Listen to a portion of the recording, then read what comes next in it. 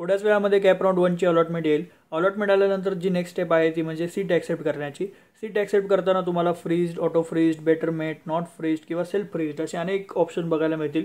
या ऑप्शनमध्ये जर तुम्ही चुकीचा ऑप्शन सिलेक्ट केला तर तुम्ही डायरेक्टली कॅप राऊंड्समधनं बाहेर पडू शकता आणि तुमचं ॲडमिशन देखील कॅन्सल होऊ शकतं।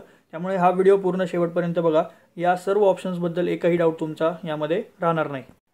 आणि या व्हिडिओ आधी जर तुम्ही हा व्हिडिओ बघितला नसेल की नक्की तुमचं जे प्रोविजनल अलॉटमेंट स्टेटस आहे कॅप राऊंड 1चं ते कसं बघायचं किंवा त्यामध्ये जे काही इम्पॉर्टंट पॉईंट्स आहेत ते आम्ही या व्हिडिओमध्ये कव्हर केलेले आहेत। या व्हिडिओमध्ये तुम्ही पूर्ण ती जी प्रोसेस आहे ती समजून घ्या आणि नंतर या व्हिडिओवर या, म्हणजे तुम्हाला नेक्स्ट स्टेप समजून जाईल। त्याचबरोबरीने सगळे ॲडमिशन प्रोसेसमधले सगळे महत्त्वाचे अपडेट्स किंवा सगळे IMP न्यूज तुम्हाला आपल्या व्हॉट्सअप ग्रुपला मिळतील। व्हॉट्सअप ग्रुपला जॉईन करा, जेणेकरून तुम्ही पुढे इन्स्टिट्यूट लेवल राऊंड आहेत किंवा स्पॉट राऊंड आहेत मग तेव्हा तुम्हाला चांगल्यातलं चांगलं कॉलेज अलॉट होईल। त्यामुळे नक्की आपल्या ज्या डिस्क्रिप्शन बॉक्समध्ये जी लिंक आहे व्हॉट्सअप ग्रुपची तिथे जॉईन व्हा। तर आपण डायरेक्टली बेसिकपासून स्टार्ट करू। जेव्हा तुम्ही तुमचा EN नंबर आणि तुमचे जे डेट ऑफ बर्थ आहे ती तुम्ही तुमच्या लॉग इनवर टाकल्यानंतर तुम्हाला हे असे अलॉटमेंट बघायला मिळेल। अलॉटमेंटमध्ये नक्की तुम्हाला कोणतं कॉलेज लागलं आहे, कोणती ब्रांच लागली आहे, कोणती सीट लागली आहे आणि त्याचबरोबरीने किती नंबरचा प्रेफरन्स लागला आहे हे इथं तुम्हाला दिसेल। मग नेक्स्ट स्टेप काय, तर नेक्स्ट स्टेप अशी आहे की तुम्हाला ही सीट ॲक्सेप्ट करायची आहे की नाही। या सगळ्या प्रोसेससाठी 3 दिवसाचा तुम्हाला कालावधी दिलेला आहे। या 3 दिवसामध्ये तुम्हाला डिसाईड करायचं आहे की ही सीट तुम्हाला फायनल हीच घ्यायची आहे की तुम्हाला नेक्स्ट राऊंडमध्ये जायचं आहे की काय करायचं आहे। मग यासाठी तुम्हाला सगळे हे जे मी आत्ता दाखवल्याप्रमाणे ऑप्शन बघायला मिळतील। मग त्यामध्ये फ्रीज सीट असेल, बेटरमेंट असेल किंवा ऑटो फ्रीज असेल। मग आता 1 बाय 1 आपण या सगळ्या ऑप्शन्सची माहिती घेऊया। मग पहिला ऑप्शन आहे तो फ्रीज सीटचा, जी तुम्हाला सीट कॅप राऊंड 1मध्ये लागलेली आहे जर तुम्हाला तीच घ्यायची असेल तर मग त्याला आपण म्हणतो फ्रीज सीट। म्हणजेच तो आपला हा जो ऑप्शन आहे फ्रीज सीटचा, यावर तुम्ही क्लिक केल्यानंतर हीच सीट तुम्हाला फायनल होऊन जाईल आणि तुम्ही डायरेक्टली या कॅप राऊंड नेक्स्ट कॅप राऊंडमधनं बाहेर व्हाल। मग 1 बाय 1 आपण या सगळ्या पॉईंट्सवर लक्ष देऊ। या फ्रीज सीटच्या सगळ्यात आधी तर तुम्हाला कॅप राऊंडचं सीट अलॉटमेंट लेटर मिळेल। म्हणजे मी आत्ता तुम्हाला हे जे दाखवतोय हे आहे सीट अलॉटमेंट लेटर, म्हणजेच कॅप अलॉटमेंट लेटर देखील आपण त्याला म्हणतो। मग त्यानंतर नेक्स्ट स्टेप काय, तर मग तुम्हाला 1000 रुपये फी पे करावी लागेल सीट ॲक्सेप्ट करण्यासाठी। मग ते 1000 रुपये तुमच्या लॉग इनमधनंच तुम्ही पे केल्यानंतर तुम्हाला सीट ॲक्सेप्टन्स लेटर मिळेल।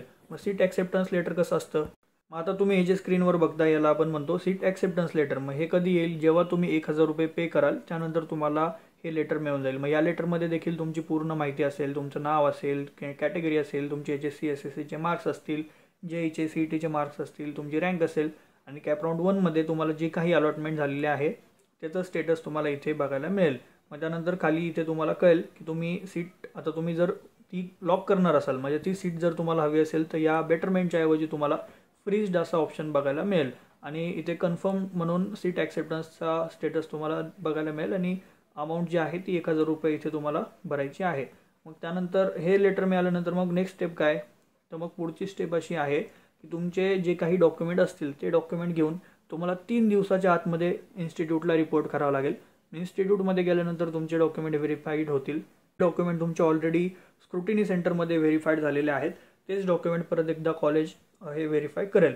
आणि त्या डॉक्युमेंट्स घेऊन जाताना तुम्हाला हे जे कॅप अलॉटमेंट लेटर आहे आणि सीट ॲक्सेप्टन्स लेटर आहे या दोन्ही गोष्टी तुम्हाला कॉलेजमध्ये घेऊन जाव्या लागतील। मग पुढची स्टेप काय, तर मग कॉलेजमध्ये जी काही फी असेल तुमच्या कॅटेगरीची ती तुम्हाला भरायची आहे।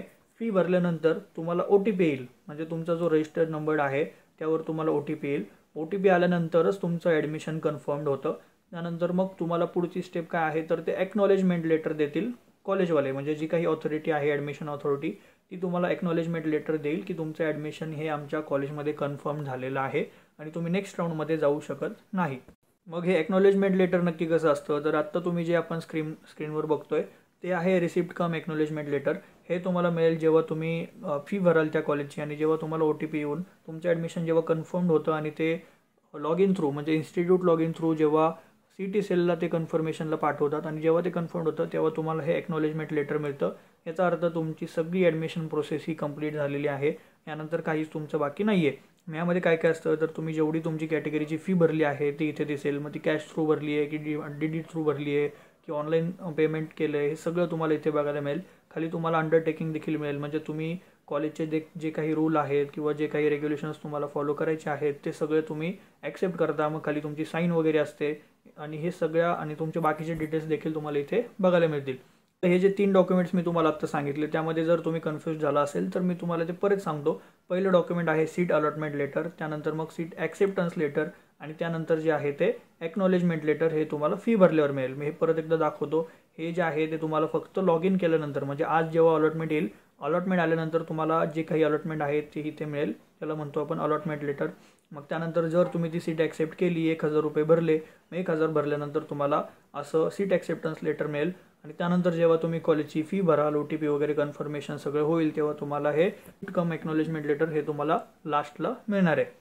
ॲडमिशन घेताना जे काही डॉक्युमेंट्स आहेत ते डॉक्युमेंट्स सादर करताना काही महत्त्वाचे पॉईंट्स आहेत ते तुम्हाला मी सगळ्यांना सांगणार आहे. हे महत्त्वाचे जे डॉक्युमेंट्सचे पॉईंट आहेत ते सगळ्यांना अप्लाय होतात. मग ते तुम्ही फ्रीज करा, बेटरमेंट करा किंवा काही करा.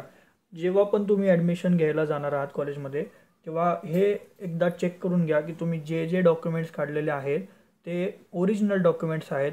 कारण बऱ्याच वेळा काय होतं की काही पालक किंवा काही विद्यार्थी हे एजंट थ्रू जातात. एजंटला एखादं काम देतात की मला हे डॉक्युमेंट काढून घे, आणि ते एजंट काय करतात, मग कधी कधी खोटे डॉक्युमेंट देखील हे पॅरेंट्सला पुरवतात. पॅरेंट्स त्यांच्यावर विश्वास ठेवतात, ते स्क्रुटिनाइज देखील होतात, म्हणजे तिथे व्हेरिफिकेशन देखील होतं, ते पुढे देखील जातात, कॅपमधनं देखील पुढे जातात. आणि जेव्हा ते कॉलेजमध्ये जातात ओरिजिनल ॲडमिशन घ्यायला, आणि तेव्हा नेमके त्यांचे जे डॉक्युमेंट असतात ते तर फेकच असतात. मग त्यांचं ते डायरेक्टली तिथे ॲडमिशन कॅन्सल होतं. मग आता तुमचं डॉक्युमेंट ओरिजिनल आहे की डुप्लिकेट आहे कसं काय यायचं? त्यासाठी डिजिलॉकरचं ऑप्शन आहे. डिजिलॉकरमध्ये तुम्ही एकदा चेक करून घ्या. तुमचा जो बारकोड आहे त्यामधनं बारकोड सर्च करून घ्या की तुमचं ओरिजिनल डॉक्युमेंट आहे की नाही. मग आता जर तुमचं डॉक्युमेंट डुप्लिकेट निघालं तर मग काय होईल?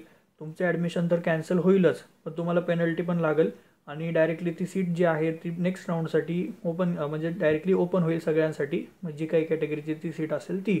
त्या व्यतिरिक्त तुम्हाला अजून एक ऑप्शन दिला जातो. जर तुम्हाला हे कळलं की तुमचं डॉक्युमेंट हे ओरिजिनल नाही आहे किंवा चुकीचं आहे किंवा तुम्ही चुकीची जी कॅटेगरी आहे ती सिलेक्ट करून तुम्ही कॅप राऊंडमध्ये गेला आहात, तर मग तुम्हाला CET सेलने ऑप्शन दिलेला आहे की जर तुम्ही स्वतःहून म्हणाले की आमचं हे डॉक्युमेंट चुकीचं आहे, हे जर तुम्हाला कळलं तर मग तुम्ही नेक्स्ट राऊंडसाठी एलिजिबल असाल.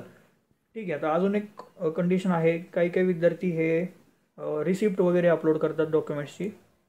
मग जर तुम्ही रिसिप्ट अपलोड केलेली असेल तर इथे क्लिअरली मेन्शन्ड आहे की जर तुम्ही तुमचं कॅटेगरीचे बेनिफिट्स म्हणजे आता समजा एखाद्याने SC-BCची कास्ट सर्टिफिकेट अपलोड केलं आहे आणि बाकी जे व्हॅलिडिटी वगैरे आहे त्याचं रिसिप्ट अपलोड केलं आहे, मग तसं जर असेल तर मग तुम्हाला ॲडमिशन घेता येणार नाही. तुम्हाला ओरिजिनल डॉक्युमेंट सादर करावे लागतील. जर तुमच्याकडे ते ओरिजिनल डॉक्युमेंट नसेल तर मग तुम्हाला जे काही बेनिफिट्स आहेत कॅटेगरीचे ते सगळे सोडावे लागतील आणि मग डायरेक्टली तुम्हाला ओपन कॅटेगरीची फी भरून तुम्ही ही सीट कन्फर्म करू शकता. ठीक आहे. दोन्ही ऑप्शन मी तुम्हाला सांगितलेले आहेत. आता जर तिसरी कॅटेगरी असेल म्हणजे त्यांना हेच माहीत नाही आहे की त्यांचं डॉक्युमेंट ओरिजिनल आहे की डुप्लिकेट आहे आणि त्यांच्याकडे रिसिप्ट पण नाही आहे, पण तरी देखील ते ॲडमिशन घ्यायला गेले तर मग डेफिनेटली तुमच्यावर कारवाई होणार आहे. तुम्ही कॅप राऊंड्समधनं बाद तर व्हालच, त्यापेक्षा वेगळे जे काही नियम आहेत ते तुमच्यावर लागू होतील आणि वेगळी तुमची कारवाई तुमच्यावर केली जाईल. त्यामुळे एकदा तुमचे सगळे डॉक्युमेंट्स चेक करून घ्या लवकर. त्यानंतरचा जो नेक्स्ट ऑप्शन आहे तो म्हणजे ऑटो फ्रीजचा.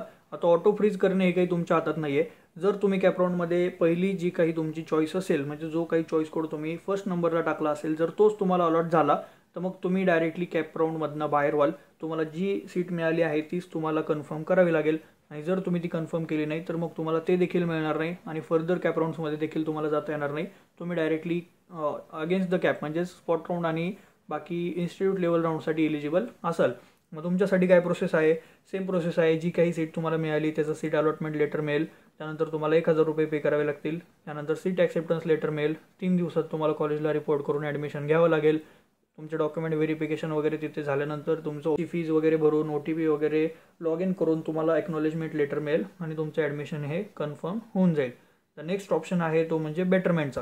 बेटरमेंटच्या ऑप्शनलाच आपण नॉट फ्रीज असा ऑप्शन म्हणतो. मग हे कधी करायचं? जर तुम्हाला जी काही सीट मिळाली आहे ती ऑदर दॅन फर्स्ट प्रेफरन्स असेल आणि त्यानंतर बाकी मग तुम्हाला नेक्स्ट राऊंडमध्ये देखील पार्टिसिपेट करायचं असेल आणि आत्ता जी सीट मिळाली आहे ती तुम्हाला कन्फर्म करायची नसेल पण रिझर्व्ड करायची असेल तर त्याला आपण म्हणतो बेटरमेंटचा ऑप्शन.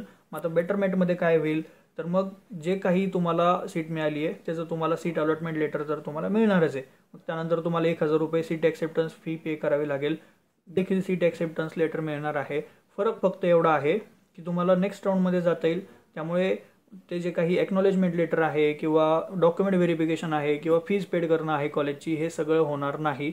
तुम्ही डायरेक्टली फक्त सीट ॲक्सेप्टन्स लेटर घेऊन तुमची सीट रिझर्व करू शकता आणि नेक्स्ट राऊंडमध्ये पार्टिसिपेट करू शकता. बरं, मग आता कॅप राऊंड 2 किंवा 3 किंवा 4 यामध्ये सुद्धा बरेच ऑप्शन फॉर्म फिलिंगचे डाऊट असतील. पहिला डाऊट तर हा आहे की तुम्हाला ऑप्शन फॉर्म नवीन भरता येतो का? तर हो, तुम्हाला पूर्णपणे नवीन ऑप्शन फॉर्म देखील भरता येतो. त्यानंतर जे काही तुम्हाला अलॉटमेंट झाली आहे, मग त्या अलॉटमेंटच्या वर तुम्हाला जेवढे ऑप्शन्स असतील ते ॲज इट इज तुम्हाला ते ऑप्शन देखील बघायला मिळतील. तुम्ही तो देखील फॉर्म भरू शकता किंवा पूर्णपणे नवीन ऑप्शन फॉर्म देखील भरू शकता. ठीक आहे, मग हे झालं बेटरमेंट आणि नॉट फ्रीजचं. आता एक तिसरी कॅटेगरी अशी आहे की काही विद्यार्थी म्हणतील की आम्हाला 1,000 रुपये देखील पे करायचे नाही आहेत आणि आम्हाला नेक्स्ट राऊंडमध्ये देखील पार्टिसिपेट करायचे. तर मग आमच्यासाठी कोणता ऑप्शन आहे? तर तुमच्यासाठी हाच ऑप्शन आहे की तुम्ही काहीच नका करू. तुम्ही 3 जे दिवस तुम्हाला टाईमलाईन दिलेली आहे त्या 3 दिवसात काहीच नाही केलं तर मग काय होईल? तर मग तुम्हाला फक्त सीट अलॉटमेंट लेटर मिळेल. ते तर तुम्हाला आत्ता लॉग इन केल्यानंतर मिळून जाईल. तुम्हाला 1,000 रुपये फी पे करायची गरज नाही आहे. जर तुम्ही 1,000 रुपये फी पे केली नाही तर मग तुम्हाला सीट ॲक्सेप्टन्स लेटर मिळणार नाही. म्हणजे तुमची सीट रिझर्वड राहणार नाही आणि त्यानंतर मग तुम्ही डायरेक्टली नेक्स्ट राऊंडसाठी इलिजिबल असाल. मग तुम्ही नेक्स्ट राऊंडमध्ये एक जो डिफरन्स आहे बेटरमेंटमध्ये आणि या ऑप्शनमध्ये तो असा आहे की तुम्हाला जे पहिले चॉईसेस होते म्हणजे पहिला जो ऑप्शन फॉर्म होता तो तुम्हाला इथे बघायला मिळणार नाही आणि तुम्हाला पूर्णपणे नवीन ऑप्शन फॉर्म हा भरावा लागणार आहे. आता बऱ्यापैकी तुम्हाला हे सगळे डाऊट्स क्लिअर झाले असतील. मी एकदम इझी लँग्वेजमध्ये तुम्हाला समजवण्याचा प्रयत्न केलेला आहे. मोस्टली प्रत्येक विद्यार्थ्याने हे बेटरमेंटचा ऑप्शनच सिलेक्ट करायचा आहे आणि बेटरमेंट झाल्यानंतर तुम्हाला नेक्स्ट राऊंडमध्ये देखील ऑप्शन फॉर्म जो जुना होता तो बघायला मिळेल आणि तो तुम्ही मॉडिफाय देखील करू शकता. त्यामुळे बेटरमेंट हा बेस्ट ऑप्शन आहे. कॅप राऊंड 4 नंतर तुम्ही तुमचे ॲडमिशन कन्फर्म करू शकता.